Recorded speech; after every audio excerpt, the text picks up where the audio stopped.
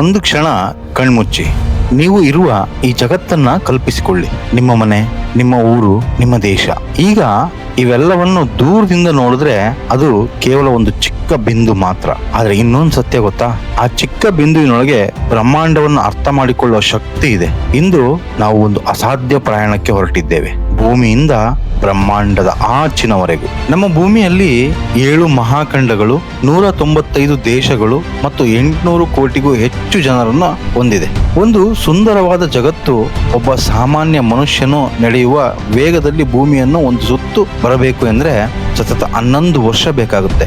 ಆದ್ರೆ ಈ ಬೃಹತ್ ಬ್ರಹ್ಮಾಂಡದ ಮುಂದೆ ನಮ್ಮ ಭೂಮಿಯ ಗಾತ್ರ ಎಷ್ಟು ಗೊತ್ತಾ? ಬನ್ನಿ, ಇಂದು ನಾವು ಭೂಮಿಯಿಂದ ಶುರು ಮಾಡಿ ಬ್ರಹ್ಮಾಂಡದ ಆಚಿನವರೆಗೂ ಒಂದು ರೋಮಾಂಚನ ಪ್ರಯಾಣವನ್ನ ಮಾಡೋಣ. ನಮ್ಮ ಪ್ರಯಾಣ ಭೂಮಿಯ ವಾತಾವರಣದ 5 ಪದರಗಳಾದ ಟ್ರೋಪೋಸ್ಪಿಯರ್, ಸ್ಟ್ರಾಟೋಸ್ಪಿಯರ್, ಮೊನೋಸ್ಪಿಯರ್, ಥರ್ಮೋಸ್ಪಿಯರ್ ಮತ್ತು ಎಕ್ಸೋಸ್ಪಿಯರ್ ಅನ್ನು ದಾಟಿ ಬಾಹ್ಯಾಕಾಶವನ್ನು ಪ್ರವೇಶಿಸುತ್ತದೆ. ಭೂಮಿಯಿಂದ 400 ಕಿಲೋಮೀಟರ್ ಎತ್ತರದಲ್ಲಿರುವ ಇಂಟರ್ನ್ಯಾಷನಲ್ ಸ್ಪೇಸ್ ಸ್ಟೇಷನ್ ಅಂದ್ರೆ ISS ಗಂಟೆಗೆ 28,150 ಕಿಲೋಮೀಟರ್ ವೇಗದಲ್ಲಿ ಚಲಿಸುತ್ತೆ. ಅಂದ್ರೆ ಕೇವಲ 90 ನಿಮಿಷದಿಂದ 93 ನಿಮಿಷದಲ್ಲಿ ಭೂಮಿಯನ್ನ ಒಂದು ಸುತ್ತು ಹಾಕುತ್ತೆ. ಅಲ್ಲಿಂದ ಮುಂದೆ ಹೋದ್ರೆ ನಮ್ಗೆ ಸಿಗೋದು ಚಂದ್ರ. ಭೂಮಿಗೂ ಚಂದ್ರನಿಗೂ ಇರುವ ಅಂತರ 3,84,400 ಕಿಲೋಮೀಟರ್. ಈ ಅಂತರವು ಎಷ್ಟೊಂದು ದೊಡ್ಡದೆಂದರೆ ನಮ್ಮ ಸೌರಮಂಡಲದ ಉಳಿದೆಲ್ಲಾ ಗ್ರಹಗಳನ್ನ ಈ ಖಾಲಿ ಜಾಗದಲ್ಲಿ ಜೋಡಿಸಬಹುದು. ನಮ್ಮ ಸೌರಮಂಡಲದ ಕೇಂದ್ರ ಬಿಂದುವಾಗಿರುವ ಸೂರ್ಯನು ಭೂಮಿಯಿಂದ 15 ಕೋಟಿ ಕಿಲೋಮೀಟರ್ ದೂರದಲ್ಲಿದ್ದಾನೆ. ಸೂರ್ಯನ ಗಾತ್ರ ಎಷ್ಟು ಬೃಹತ್ ಆಗಿದೆ ಅಂದ್ರೆ ಅದರೊಳಗೆ 13 ಲಕ್ಷ ಭೂಮಿಗಳನ್ನ ಸುಲಭವಾಗಿ ಹಿಡಿಯುತ್ತವೆ. ಸೂರ್ಯನಿಗೆ ಅತ್ಯಂತ ಹತ್ತಿರ ಇರತಕ್ಕಂಥ ಗ್ರಹ ಅಂದ್ರೆ ಅದು ಶುಕ್ರ ಗ್ರಹ. ಈ ಶುಕ್ರ ಗ್ರಹವು 465 ಡಿಗ್ರಿ ಸೆಲ್ಸಿಯಸ್ ತಾಪಮಾನವನ್ನ ಹೊಂದಿದೆ. ಕಾರ್ಬನ್ ಡೈಆಕ್ಸೈಡ್ ಮತ್ತು ಸಲ್ಫ್ಯೂರಿಕ್ ಆಸಿಡ್ ಮಳೆಯಿಂದ ಕೂಡಿದ ಅತ್ಯಂತ ಬಿಸಿಯಾದ ಗ್ರಹವಾಗಿದೆ. ಅಷ್ಟೇ ಅಲ್ಲ, ಇದು ಇತರ ಗ್ರಹಗಳಿಗೆ ವಿರುದ್ಧ ದಿಕ್ಕಿನಲ್ಲಿ ಸುತ್ತುತ್ತಾ ಇರುತ್ತೆ. ಮಂಗಳ ಗ್ರಹದಲ್ಲಿರುವ ಒಲಂಪಸ್ ಮಾನ್ಸ್ ಎಂಬ ಅಗ್ನಿ ಪರ್ವತವು ಭೂಮಿಯ ಮೇಲಿನ ಮೌಂಟ್ ಎವರೆಸ್ಟ್ ಗಿಂತ 3 ಪಟ್ಟು ದೊಡ್ಡದಾಗಿದೆ. ಇನ್ನು ನಮ್ಮ ಸೌರಮಂಡಲದ ಅತಿ ದೊಡ್ಡ ಗ್ರಹ ಗುರು ತನ್ನ ಪ್ರಬಲ ಗುರುತ್ವಾಕರ್ಷಣೆಯಿಂದ ಆಸ್ಟ್ರಾಯ್ಡ್ಗಳನ್ನ ತನ್ನತ್ತ ಸೆಳೆದುಕೊಳ್ಳುವ ಮೂಲಕ ನಮ್ಮ ಭೂಮಿಯನ್ನು ನಿರಂತರವಾಗಿ ರಕ್ಷಿಸುವ ವ್ಯಾಕ್ಯೂಮ್ ಕ್ಲೀನರ್ನಂತೆ ಕೆಲಸ ಮಾಡ್ತಾ ಇದೆ. ಇನ್ನು ಶನಿ ಗ್ರಹದ ಸಾಂದ್ರತೆಯು ಎಷ್ಟೊಂದು ಕಡಿಮೆ ಇದೆ ಎಂದರೆ ಅದನ್ನ ಒಂದು ದೊಡ್ಡ ಸಮುದ್ರದಲ್ಲಿ ಹಾಕಿದ್ರೆ ಅದು ಮುಳುಗದೆ ನೀರಿನ ಮೇಲೆ ತೇಲುತ್ತೆ.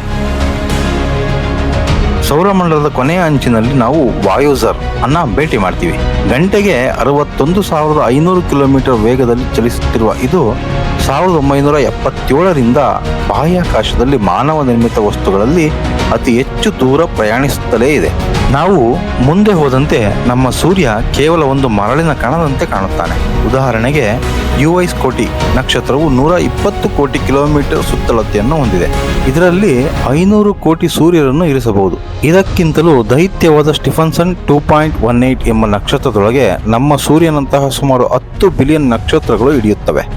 ಈ ಎಲ್ಲಾ ನಕ್ಷತ್ರಗಳು ನಮ್ಮ ಮಿಲ್ಕಿ ವೇ ಗ್ಯಾಲಕ್ಸಿಯೊಳಗೆ ಇರುತ್ತವೆ. ನಮ್ಮ ಗ್ಯಾಲಕ್ಸಿಯು 100 ಬಿಲಿಯನ್ಗೂ ಹೆಚ್ಚು ನಕ್ಷತ್ರಗಳನ್ನು ಹೊಂದಿದ್ದು, ನೀವು ಬೆಳಕಿನ ವೇಗದಲ್ಲಿ ಚಲಿಸಿದರೂ ಇದರ ಒಂದು ತುದಿಯಿಂದ ಇನ್ನೊಂದು ತುದಿಗೆ ಹೋಗಲು 1 ಲಕ್ಷ ವರ್ಷಗಳು ಬೇಕು. ನಮ್ಮ ನೆರೆಯ ಆಂಡ್ರೋಮೇಡಾ ಗ್ಯಾಲಕ್ಸಿಯು ಮಿಲ್ಕಿ ವೇಗಿಂತ 2 ಪಟ್ಟು ದೊಡ್ಡದಾಗಿದ್ದು ಬರೋಬ್ಬರಿ 1 ಟ್ರಿಲಿಯನ್ ನಕ್ಷತ್ರಗಳನ್ನು ಹೊಂದಿದೆ. ಇಂತಹ 100 ಗ್ಯಾಲಕ್ಸಿಗಳ ಸಮೂಹವನ್ನು ಲೋಕಲ್ ಗ್ರೂಪ್ ಎಂದು ಕರೆಯುತ್ತಾರೆ. ಇದಕ್ಕಿಂತಲೂ ದೊಡ್ಡದಾದ IC1101 ಗ್ಯಾಲಕ್ಸಿಯು 40 ಲಕ್ಷ ಜ್ಯೋತಿರ್ವರ್ಷಗಳಷ್ಟು ಅಗಲವಿದೆ. ಆದರೆ ಇವೆಲ್ಲವನ್ನು ಮೀರಿಸುವ ಆಲ್ಸಿಯೋನಿಯಸ್ ಗ್ಯಾಲಕ್ಸಿಯು 16.3 ಮಿಲಿಯನ್ ಜ್ಯೋತಿರ್ವರ್ಷಗಳಷ್ಟು ವಿಸ್ತಾರವಾಗಿ ಹರಡಿರುವ ಬ್ರಹ್ಮಾಂಡದ ಅತಿ ದೊಡ್ಡ ಗ್ಯಾಲಕ್ಸಿಯಾಗಿದೆ. ಈ ಬೃಹತ್ ಗಾತ್ರದ ಮುಂದೆ ಮನುಷ್ಯನ ಅಸ್ತಿತ್ವ ಅಕ್ಷರಶಃ ಶೂನ್ಯವೆನಿಸುತ್ತದೆ. ಬ್ರಹ್ಮಾಂಡದ ಗ್ಯಾಲಕ್ಸಿಗಳು ಕೇವಲ ಎಲ್ಲೆಂದರಲ್ಲಿ ಹರಡಿಕೊಂಡಿಲ್ಲ, ಬದಲಿಗೆ ಅವು ಕಾಸ್ಮಿಕ್ ವೆಬ್ ಎಂಬ ಬೃಹತ್ ಜಾಲದಿಂದ ಪರಸ್ಪರ ಸಂಪರ್ಕವನ್ನು ಹೊಂದಿವೆ. ಅದೃಶ್ಯವಾಗಿರುವ ಡಾರ್ಕ್ ಮ್ಯಾಟರ್ ಈ ಗ್ಯಾಲಕ್ಸಿಗಳನ್ನು ಒಟ್ಟಿಗೆ ಹಿಡಿದಿರುವ ಅಂಟು ರೀತಿಯಲ್ಲಿ ಕೆಲಸ ಮಾಡುತ್ತದೆ. ಆದರೆ ಈ ಕಾಸ್ಮಿಕ್ ವೆಬ್ಗಳ ನಡುವೆ ಅತ್ಯಂತ ಭಯಾನಕವಾದ ಖಾಲಿ ಪ್ರದೇಶಗಳಿವೆ. ಅದರಲ್ಲಿ ಪ್ರಮುಖವಾದದ್ದು ಬೋಟಿಸ್ ವಾಯ್ಡ್. ಇದು 330 ಬಿಲಿಯನ್ ಜ್ಯೋತಿರ್ವರ್ಷಗಳಷ್ಟು ಅಗಲವಾದ ಸಂಪೂರ್ಣ ಶೂನ್ಯ ಪ್ರದೇಶ. ಸಾಮಾನ್ಯ ಲೆಕ್ಕಾಚಾರದ ಪ್ರಕಾರ ಇಲ್ಲಿ ಕನಿಷ್ಠ 10,000 ಗ್ಯಾಲಕ್ಸಿಗಳಿರಬೇಕಿತ್ತು. ಆದರೆ ವಿಜ್ಞಾನಿಗಳಿಗೆ ಇಲ್ಲಿ ಕೇವಲ 60 ಗ್ಯಾಲಕ್ಸಿಗಳು ಮಾತ್ರ ಪತ್ತೆಯಾಗಿವೆ. ಒಂದು ವೇಳೆ ನಮ್ಮ ಮಿಲ್ಕಿ ವೇ ಗ್ಯಾಲಕ್ಸಿ ಈ ವಾಯ್ಡಾ ಮಧ್ಯದಲ್ಲಿ ಇದ್ದಿದ್ದರೆ 1960ರ ದಶಕದವರೆಗೂ ನಮಗೆ ಇತರ ಗ್ಯಾಲಕ್ಸಿಗಳ ಅಸ್ತಿತ್ವವೇ ಗೊತ್ತಾಗುತ್ತಿರಲಿಲ್ಲ. ಈ ಖಾಲಿ ಜಾಗ ಹೇಗೆ ಸೃಷ್ಟಿಯಾಯಿತು ಎಂಬುದಕ್ಕೆ ವಿಜ್ಞಾನಿಗಳು 3 ಕಾರಣಗಳನ್ನು ನೀಡ್ತಾರೆ. ಒಂದನೇದು, ಬಿಗ್ ಬ್ಯಾಂಗ್ ಸಮಯದಲ್ಲಿ ಕ್ವಾಂಟಮ್ ಏರಿಳಿತದಿಂದ ಇದು ಮೊದಲೇ ಖಾಲಿಯಾಗಿ ಹುಟ್ಟಿರಬಹುದು. ಅಥವಾ ಎರಡನೇದು, ಸಣ್ಣ ಸಣ್ಣ ಖಾಲಿ ಜಾಗಗಳು ಗುಳ್ಳೆಗಳಂತೆ ಒಂದಾಗಿ ಈ ಬೃಹತ್ ಶೂನ್ಯ ಸೃಷ್ಟಿಯಾಗಿರಬಹುದು.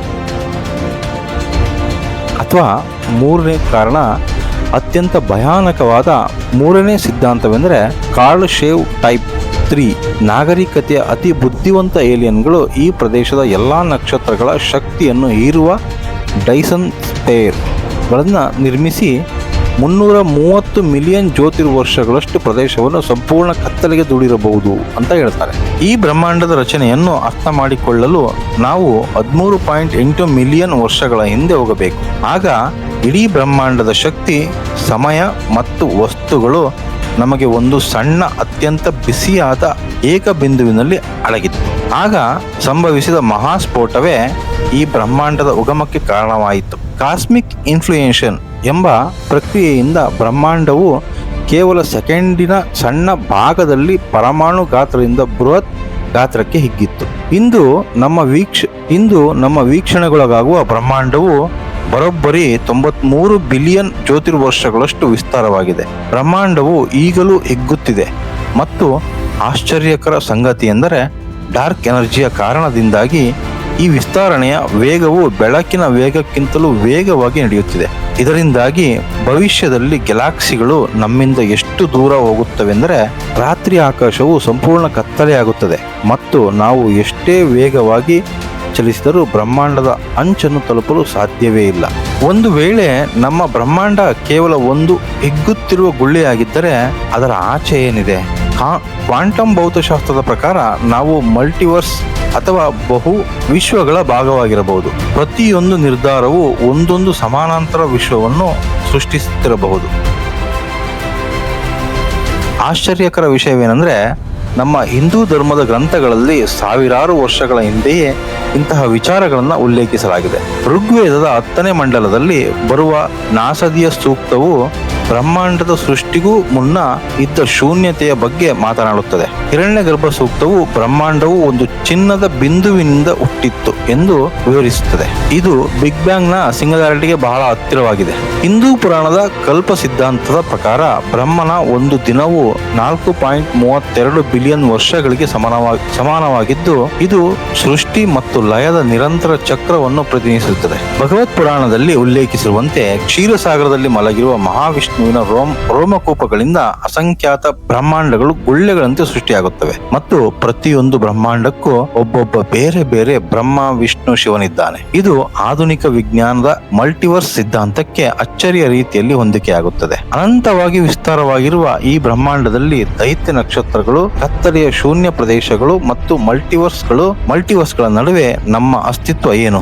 ವಾಯೋಜರ್ 1 ಬಾಹ್ಯಾಕಾಶ ನೌಕೆಯು ದೂರದಿಂದ ತೆಗೆದ ಫೋಟೋದಲ್ಲಿ ನಮ್ಮ ಭೂಮಿಯು ಕೇವಲ ಒಂದು ಸಣ್ಣ ಧೂಳಿನ ಕಣದಂತೆ ಕಾಣುತ್ತದೆ. ನಾವು ಭೌತಿಕವಾಗಿ ಅತ್ಯಂತ ಸಣ್ಣವರಾಗಿದ್ದರೂ ಈ ಇಡೀ ಬ್ರಹ್ಮಾಂಡದ ಉಗಮ ಮತ್ತು ರಹಸ್ಯಗಳನ್ನು ಅರ್ಥ ಮಾಡಿಕೊಳ್ಳುವ ಅದ್ಭುತವಾದ ಮೆದುಳನ್ನು ಹೊಂದಿದ್ದೇವೆ. ಬ್ರಹ್ಮಾಂಡವೇ ನಮ್ಮ ಮೂಲಕ ತನ್ನನ್ನು ತಾನು ಅರ್ಥ ಮಾಡಿಕೊಳ್ಳುತ್ತದೆ ಎನ್ನುವುದೇ ನಮ್ಮ ಅಸ್ತಿತ್ವದ ನಿಜವಾದ ಸೌಂದರ್ಯ. ಬ್ರಹ್ಮಾಂಡದ ಈ ಅನಂತ ರಹಸ್ಯಗಳನ್ನು ಭೇದಿಸುವ ನಮ್ಮ ಪ್ರಯತ್ನ ಎಂದಿಗೂ ಮುಗಿಯದ ಒಂದು ರೋಮಾಂಚಕ ಪ್ರಯಾಣ. ಈ ವಿಶ್ವದ ರಹಸ್ಯಗಳ ಪ್ರಯಾಣ ನಿಮಗೆ ಇಷ್ಟವಾಗಿದ್ದರೆ ದಯವಿಟ್ಟು ವಿಡಿಯೋಗೆ ಒಂದು ಲೈಕ್ ಮಾಡಿ, ನಿಮ್ಮ ಸ್ನೇಹಿತರಿಗೆ ಈ ವಿಡಿಯೋವನ್ನು ಶೇರ್ ಮಾಡಿ. ಜೊತೆಗೆ ಇಂತಹ ಇಂಟ್ರೆಸ್ಟಿಂಗ್ ಮತ್ತು ಕ್ಯೂರಿಯಸ್ ವಿಡಿಯೋಗಳಿಗಾಗಿ ನಮ್ಮ ಮಲ್ಲಿಕಾರ್ಜುನ ಕ್ರಿಯೇಟಿವ್ ವರ್ಲ್ಡ್ ಯೂಟ್ಯೂಬ್ ಚಾನಲ್ನ ಸಬ್ಸ್ಕ್ರೈಬ್ ಮಾಡೋದನ್ನ ಮರೆಯಬೇಡಿ. ಯಾರೆಲ್ಲ ಸಬ್ಸ್ಕ್ರೈಬ್ ಮಾಡ್ಕೊಂಡು ಈ ವಿಡಿಯೋ ನೋಡ್ತಿದ್ರ ಥ್ಯಾಂಕ್ ಯು ಸೋ ಮಚ್. ಇನ್ನು ಯಾರೆಲ್ಲ ಸಬ್ಸ್ಕ್ರೈಬ್ ಮಾಡ್ಕೊಳ್ತಾರೆ ಈ ವಿಡಿಯೋ ನೋಡ್ತಿದ್ರ ಮೊದಲು ಸಬ್ಸ್ಕ್ರೈಬ್ ಮಾಡ್ಕೊಂಡು ನಮ್ಮ ಫ್ಯಾಮಿಲಿಯಲ್ಲಿ ಒಬ್ಬರಾಗ್ರಿ ಅಂತ ಹೇಳ್ತಾ ಈ ವಿಡಿಯೋನ ಇಲ್ಲಿಗೆ ಕಂಪ್ಲೀಟ್ ಮಾಡ್ತಾ ಸಿಗೋಣ ಮುಂದಿನ ವಿಡಿಯೋದಲ್ಲಿ. ಧನ್ಯವಾದಗಳು.